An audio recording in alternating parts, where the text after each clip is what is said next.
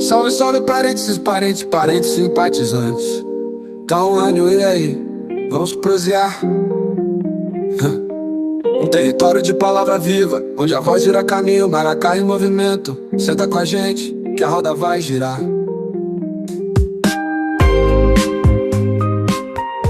Imaginemos a seguinte cena. As portas de um tribunal se abrem, os advogados tomam seus lugares ali, o juiz pede silêncio e o processo finalmente começa. Mas, a parte que está processando o governo local, a vítima exigindo reparação, não é uma pessoa, não é uma empresa, e não é uma ONG. É um rio. Pois é. Soa como um roteiro de ficção científica, né? Mas a grande questão é que isso não é teoria do futuro. Isso já está acontecendo nos tribunais do mundo real. Exatamente. E é uma mudança tão radical na nossa estrutura jurídica que exige que a gente repense praticamente tudo que nos foi ensinado sobre o que é a natureza. Com certeza. Porque se a gente pensar bem, nós fomos condicionados a olhar para o meio ambiente como se fosse um gigantesco almoxarifado, sabe? Sim, um depósito, né? E isso, um depósito inerte mesmo.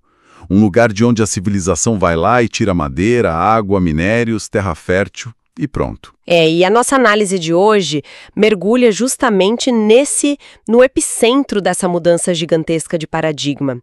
Hoje a gente vai explorar o dossiê de 2026 da revista acadêmica Letramento Socioambiental. Excelente. O título é Territórios do Bem Viver, pertenças, culturas e resistências.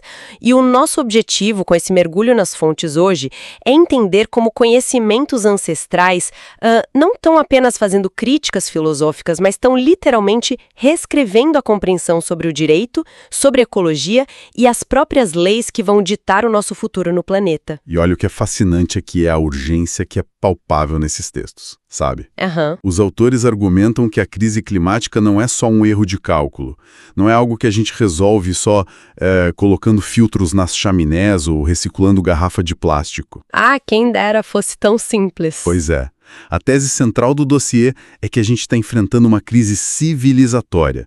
É uma crise na própria base de como a sociedade moderna escolheu existir no planeta. E as propostas de solução, e isso é o mais importante, elas vêm de vozes que por séculos foram excluídas, ou, na melhor das hipóteses, foram tratadas apenas como objeto de estudo pelos acadêmicos. Nossa, e isso levanta um ponto crucial, né? Sobre a própria autoria desse documento. Porque antes da gente debater as propostas legais ou filosóficas, a gente precisa parar e olhar para quem está segurando a caneta dessa vez. Sim, fundamental. Os dados que o editorial apresenta sobre os pesquisadores, já quebram um estereótipo gigantesco logo na primeira página. Sem dúvida. O dossiê é assinado por 43 autores. E, desse total, 53,5% são mulheres. Muito bom. Isso reforça uma liderança feminina muito estruturada, que está na vanguarda da pesquisa socioambiental hoje em dia. Mas o dado que realmente marca uma ruptura pesada no mundo acadêmico é outro. É o dos autores indígenas, né? Exato.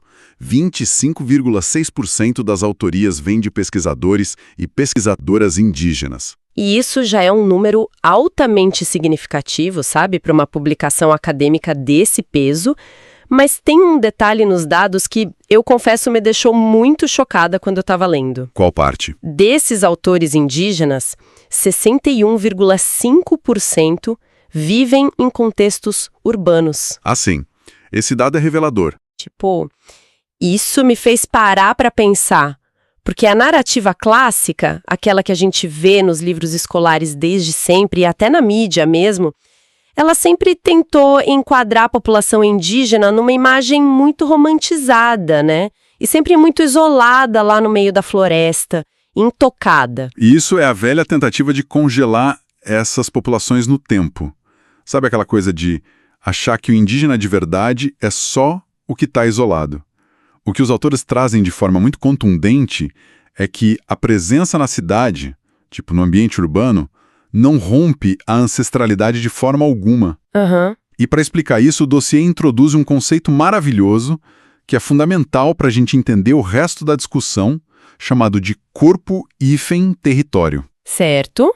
Vamos empacotar isso. Corpo-território Isso. A ideia aqui é que o território não é só, sei lá, um polígono desenhado num mapa com coordenadas de GPS. O território é uma experiência encarnada. Então, quando uma pessoa indígena caminha por uma metrópole ou ocupa uma cadeira numa universidade federal, o corpo dela é o território em movimento. Ele está ali existindo ao apagamento. Que conceito incrível! Ou seja, o asfalto, os prédios de concreto e as salas de aula também viram espaços de resistência.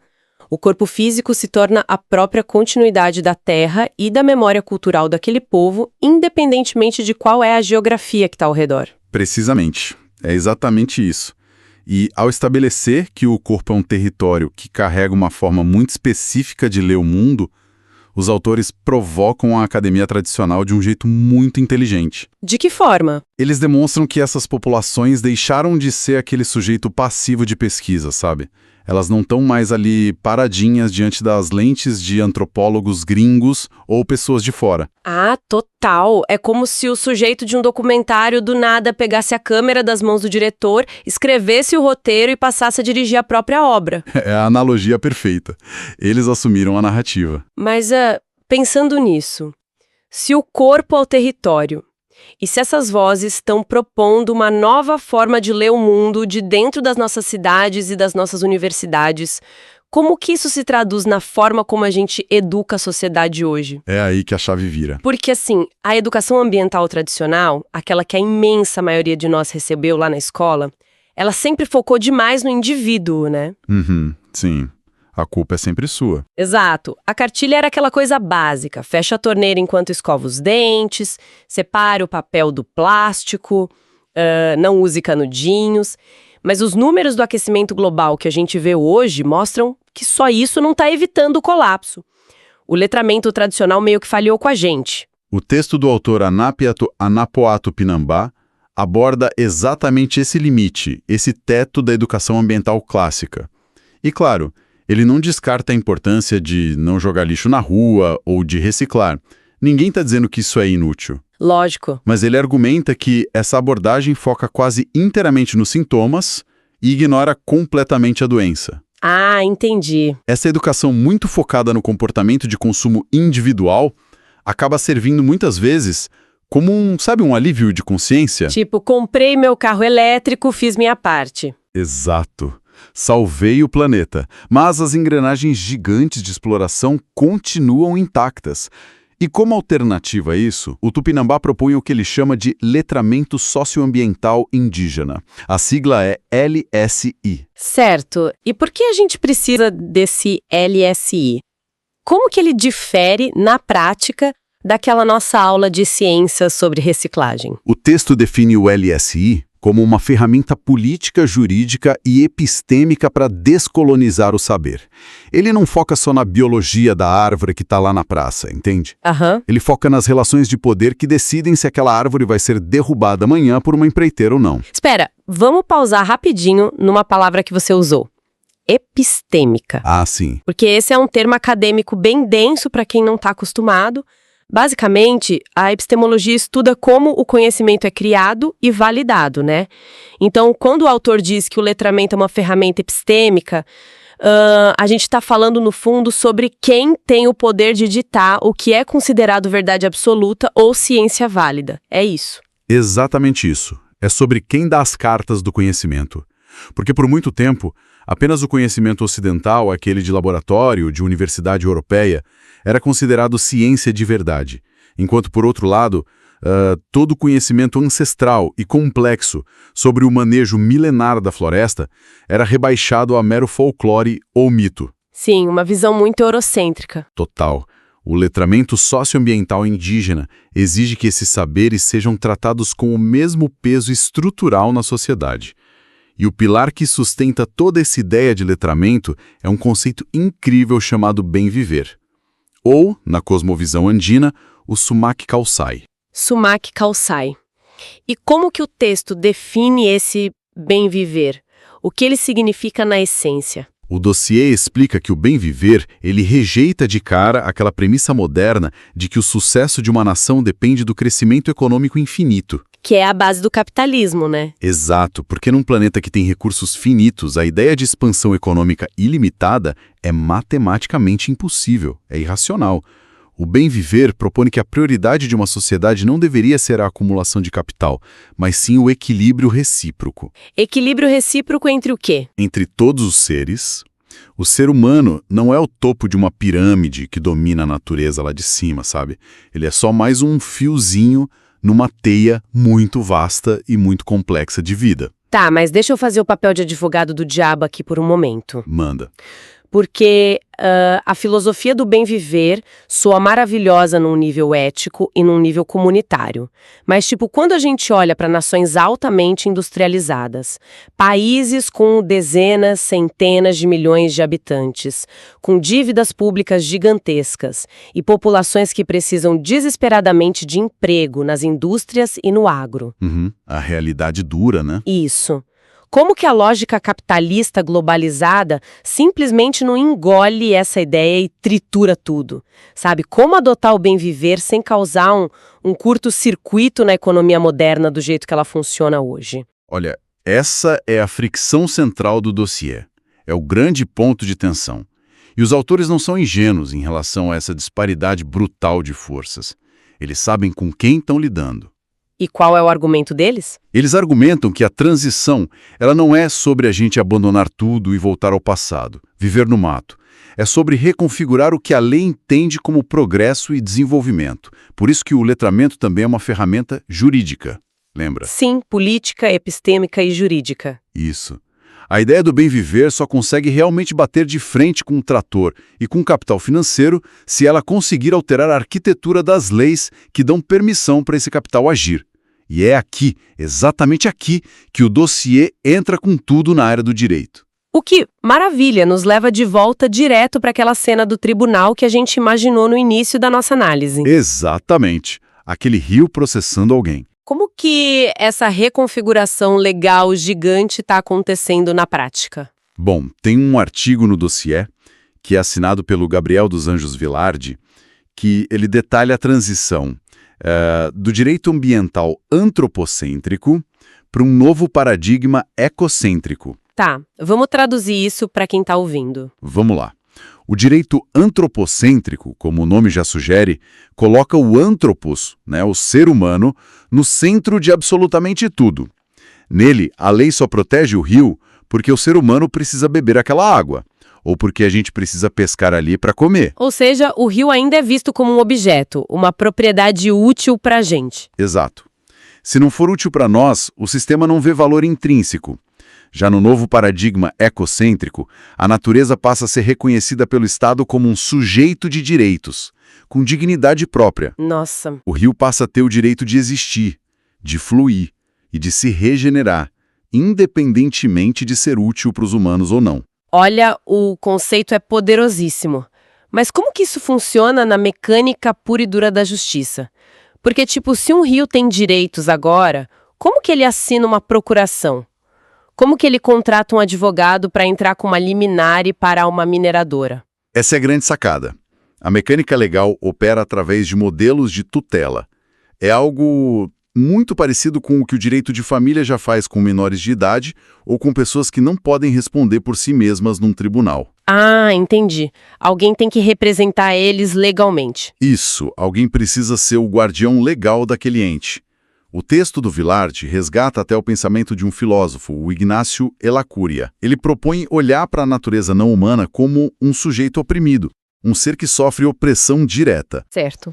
E quem o dossiê defende que deve ser o tutor desse sujeito oprimido? O texto defende que os povos indígenas e as comunidades tradicionais locais são os representantes mais legítimos, os tutores naturais dessa natureza lá nos tribunais. E isso se justifica pela coexistência e manejo milenar que eles têm com aquele ecossistema específico. Faz todo sentido. Mas aí vem a pergunta prática. Num tribunal do mundo real, enfrentando uma equipe de advogados corporativos gigantescos, engravatados e pagos a peso de ouro, essa ideia de tutela ecológica consegue se sustentar? Tipo, existem precedentes concretos de um juiz realmente batendo martelo a favor de um rio? Sim, existem, e não é só um precedente isolado e exótico, não. O dossiê nos lembra que um movimento chamado Novo Constitucionalismo Latino-Americano já positivou isso na lei maior. Sério? Onde? O Equador, por exemplo. Eles reescreveram a Constituição inteira do país em 2008 para incluir expressamente os direitos da natureza, os direitos da Pachamama. E a Bolívia fez algo muito semelhante logo depois, em 2009. Nossa, em nível constitucional. Sim, a lei máxima do país. E mesmo fora da América Latina, o texto cita um caso super emblemático lá na Nova Zelândia envolvendo o rio Wanganui. Eu acho que eu já ouvi falar desse. Como que se desenrolou esse caso específico na Nova Zelândia? Olha, foram literalmente mais de 100 anos de batalhas legais. O povo maori lutando pelo reconhecimento e, em 2017, o parlamento neozelandês finalmente cedeu e reconheceu o rio Wanganui como uma entidade viva, com os mesmíssimos direitos legais de uma pessoa física. E como eles organizaram a tutela lá? Eles criaram uma estrutura jurídica muito interessante chamada Te Awa Tupua. Nela, o rio é representado sempre por 2 guardiões trabalhando juntos. Um deles é nomeado pelo governo e o outro é nomeado diretamente pelo povo maori local. Que parceria incrível! Sim. E o rio agora é dono de si mesmo, sabe? Dono do próprio leito, dono da água. Então, se uma empresa, sei lá, derramar produto químico e poluir o Wanganui hoje, não é mais apenas um crime ambiental abstrato contra o Estado. É classificado como uma agressão direta à pessoa do rio. E as multas aplicadas vão direto para um fundo fiduciário gerido pelos guardiões exclusivamente para a recuperação daquelas águas. Cara, essa engenharia jurídica é simplesmente brilhante. Porque, pensa bem, em vez da multa milionária ir para o caixa único do governo e desaparecer no meio da burocracia estatal, o valor vai direto para reparar a saúde do próprio ofendido, que é o rio. Exatamente. A reparação é direta. E me diz uma coisa, isso está chegando no Brasil de alguma forma? A gente tem rios com direitos por aqui? Já chegou sim. Os autores mencionam exemplos muito fascinantes acontecendo agora, aqui no nosso território. O Rio Laje, lá em Rondônia, e o Rio Mosquito, em Minas Gerais, já tiveram seus direitos reconhecidos em leis municipais. Que fantástico! Sim, e tem municípios como Bonito, em Pernambuco, e Florianópolis, em Santa Catarina, que recentemente aprovaram leis orgânicas, incluindo os princípios dos direitos da natureza.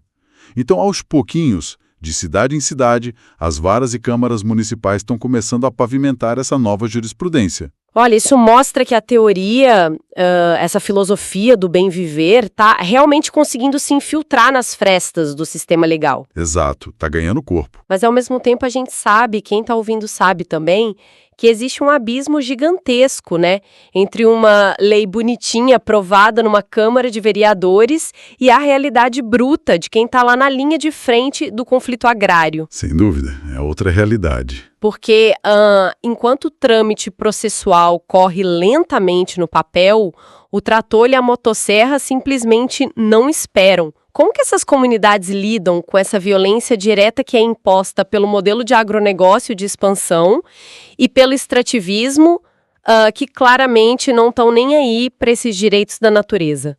Aí o dossiê entra num campo pesado, que é a ecologia política. Os autores argumentam que os impactos climáticos e essa violência ambiental, eles não afetam todo mundo da mesma maneira. Claro, não dá para comparar. Há uma assimetria gritante de poder. As frentes de expansão econômicas, elas operam puramente sobre uma lógica de lucro rápido. Então elas frequentemente encaram os modos de vida tradicionais e essas novas leis de proteção apenas como obstáculos chatos ao desenvolvimento do país. Sim, e a gente vê muito isso. A narrativa hegemônica, né, muitas vezes acusa diretamente as comunidades indígenas de estarem, entre aspas, impedindo o progresso. Perfeito. E sobre esse conflito exato de narrativas, tem uma citação direta no dossiê que é, assim, um verdadeiro soco no estômago. Qual é? O texto traz as palavras do cacique Babau Tupinambá. Ele está se referindo à situação no sul do estado da Bahia. E aqui é que fica realmente interessante a discussão. O que ele diz? O governo e os setores do agronegócio da região argumentavam que a preservação ambiental em áreas indígenas estava, travando a economia e o avanço do Estado. E aí a resposta do cacique Babau pega esse argumento e simplesmente coloca um espelho gigantesco na cara do modelo moderno. Aham.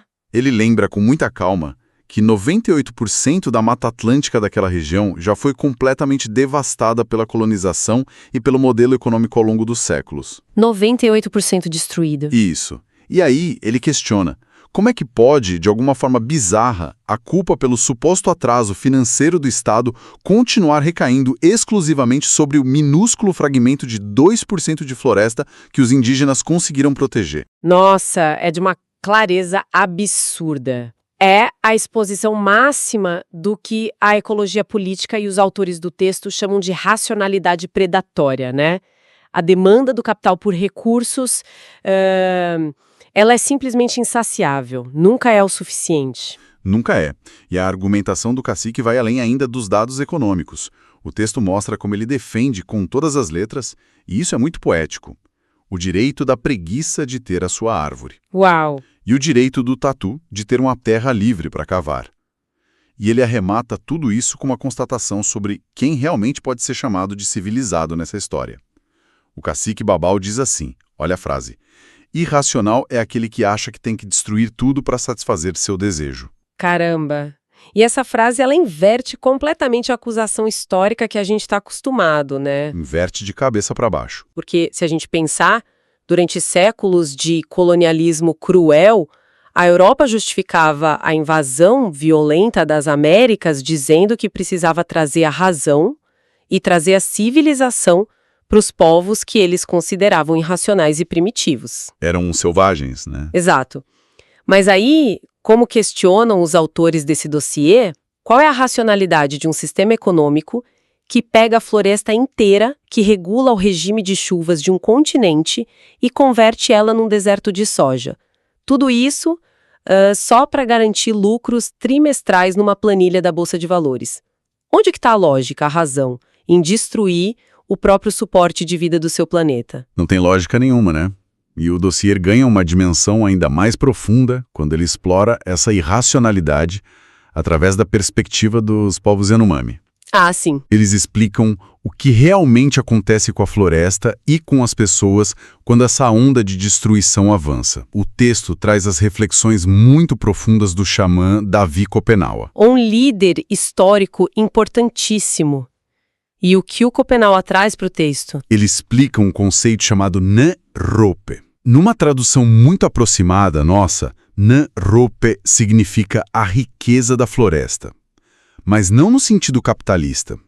É no sentido da vitalidade, da energia e da fertilidade do lugar. Certo. Para os Yanomami, essa riqueza não é o minério, o ouro escondido lá no fundo da terra. A verdadeira riqueza é o equilíbrio perfeito do ecossistema, que é o que gera alimento farto, que gera caça e ar puro. E o Copenaua relata no texto que quando o garimpo ilegal invade as terras, rasgando tudo, derrubando milhares de árvores e despejando toneladas de mercúrio nos rios, essa vitalidade, essa riqueza ancestral da floresta simplesmente se assusta e foge para muito longe. Meu Deus, é uma imagem muito triste. E o que sobra, então, nesse território devastado depois que a verdadeira riqueza foge? Porque o texto descreve uma consequência muito dura e bem literal, né? Sim, é assustador. Quando o Noropo vai embora, o que toma conta do espaço deixado é o que eles chamam de Orinari. E Orinari, na língua deles, se traduz como o ser da fome. O ser da fome. Isso. E não estamos falando aqui apenas de uma metáfora poética ou de um espírito invisível. Pensemos no impacto físico e real das invasões garimpeiras e madeireiras que a gente vê no noticiário. Quando o rio é contaminado até o talo com mercúrio, os peixes morrem ou ficam totalmente tóxicos para o consumo humano.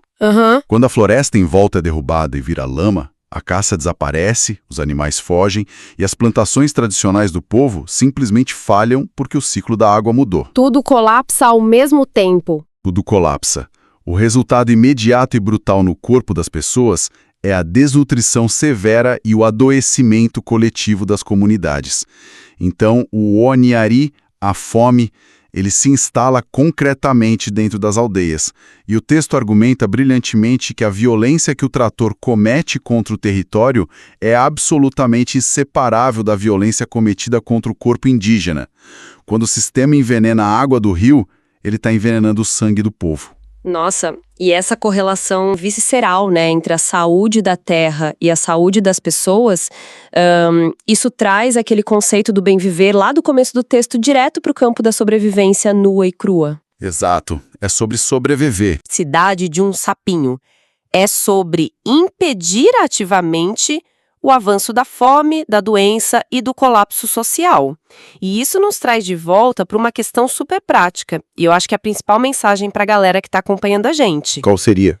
O que fica para nós, enquanto sociedade majoritariamente urbana, que não vive o dia a dia nessas comunidades tradicionais, o que a gente faz diante de um diagnóstico científico e ancestral tão severo? A leitura principal que o dossiê nos propõe é a de abandonar a nossa passividade diante da crise.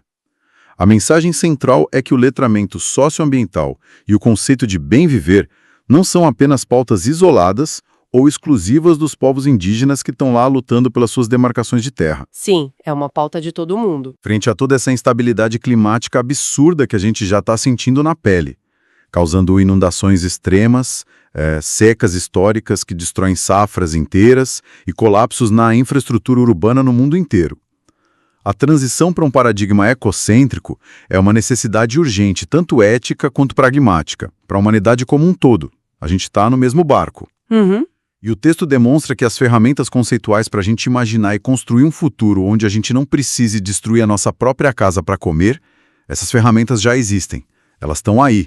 E elas sobrevivem graças à resistência incansável dessas vozes que agora começam a ocupar com força não só as florestas, defendendo o território com o corpo, mas também as universidades, os periódicos e os centros de pesquisa. E, de certa forma, a nossa jornada pelos artigos desse dossiê tira todo mundo da zona de conforto. Essa era a intenção dos autores. A gente começou nossa análise entendendo como a presença maciça de autores indígenas e urbanos quebra completamente aquela narrativa antiga de quem é que detém o poder e a validade de ensinar algo na academia. Vimos que o simples ato de reciclar o lixinho, embora seja super válido, não substitui o letramento político que é necessário para mudar as regras do jogo e enfrentar o capital. Exato. A gente analisou também a engenharia jurídica fascinante e muito inovadora de passar a tratar os rios e as montanhas como sujeitos plenos de direito, representados por seus tutores naturais. E, por fim, a gente foi duramente confrontado pela sabedoria milenar Yanomami de que buscar riqueza financeira destruindo as bases da terra atrai apenas o ser da fome, o Orinari, para todos nós. É um convite urgente, sabe, para a gente parar de apenas tentar gerenciar o colapso climático e começarmos, de fato, a reconfigurar o que a gente entende como progresso. A natureza não é um estoque de recursos infinito para ser extraído até acabar. Ela é a própria comunidade viva da qual a gente faz parte. É isso. Fica, então, um convite final, uma provocação para quem nos ouve, fazer um exercício mental aí nos próximos dias. Excelente. Da próxima vez que o seu caminho para a escola ou para o trabalho passar por um daqueles rios totalmente canalizados e sufocados no meio da cidade, sabe, um córrego que perdeu a sua cor natural faz muito tempo para o esgoto industrial, ou uma praça antiga que está sendo cimentada para dar lugar a um estacionamento de shopping, Vamos tentar observar esses espaços de forma diferente. Em vez da gente olhar para essa cena apenas como um pano de fundo normal, chato da vida urbana, imaginemos por um segundo que aquele espaço é um vizinho muito antigo que foi violentado e silenciado. Se aquele rio extremamente poluído que corta sua cidade pudesse se sentar amanhã no banco de testemunhas de um tribunal, com um guardião legal exigindo seus direitos constitucionais de existir e de ser limpo, o que exatamente esse rio diria sobre as prioridades e a dita racionalidade da nossa civilização? Fica a reflexão. E a próxima de hoje vai ficando por aqui, parentes, simpatizantes. Mas a palavra não dói, ela ecoa, dança, se espalha. Esse foi o... E aí, vamos prosear? Um espaço onde a fala é semente, Maracá em movimento. Compartilha, segue, espalha, que na próxima roda a gente se encontra.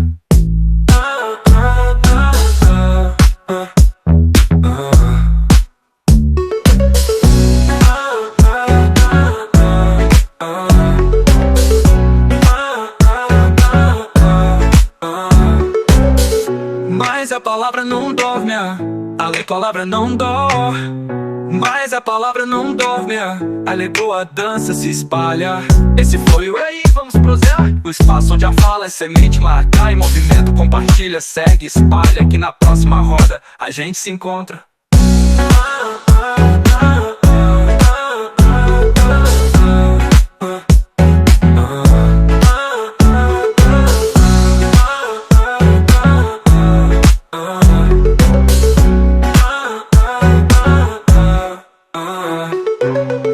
Mas a palavra não dorme, a palavra não dorme. Mas a palavra não dorme, a dança se espalha.